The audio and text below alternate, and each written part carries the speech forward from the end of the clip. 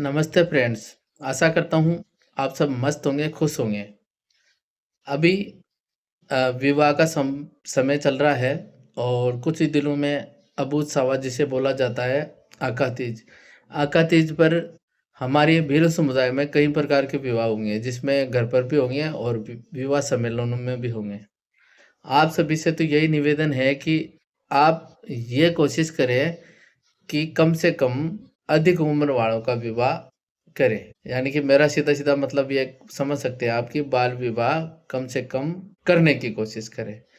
क्योंकि बाल विवाह मैंने देखा है कि सम्मेलनों में लगभग 25% से 30% बच्चे नाबालिग होते हैं और जिनका विवाह करवाते हैं। ऐसा नहीं है कि उसमें प्रशासन को पता नहीं होता, प्रशासन को भी अच्छी तरह पता होता है। प्रशासन भी मौन रहता है। क्यों? क्योंकि जिन सम्मेलनों के ऊपर कार्यकर्ताओं की जो पार्टियाँ होती है, पार्टियों के राजनेता होते हैं, और राजनेताओं के कई प्रकार के संपर्क होते हैं। इस वजह से प्रशासन भी कोई ज़्यादा सख्त कार्रवाई उन पर नहीं करता है।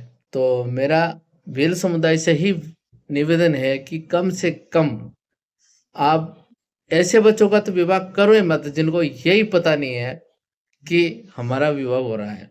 उनका भविष्य मत खराब करो, क्योंकि छोटी उम्र में लड़कियों के साथ भी कई प्रकार की समस्या उत्पन्न होती है और लड़कों के साथ भी कई प्रकार की समस्या उत्पन्न होती है। मेरे कहने से तो मानने वाले हो नहीं, लेकिन आप खुद भी देखो ना कि छोटी उम्र में शादी करना क्या जीवन की बर्बादी नहीं है?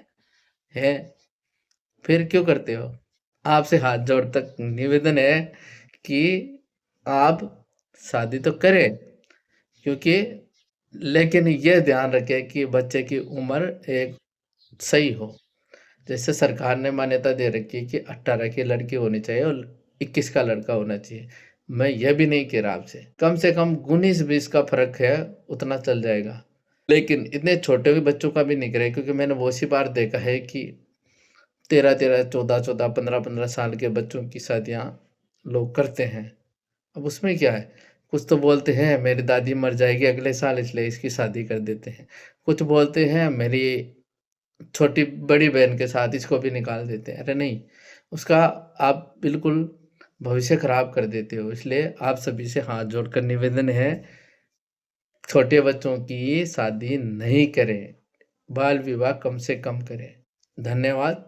जय भील समाज। आशा करता हूँ इस पर आप कुछ अमल करेंगे।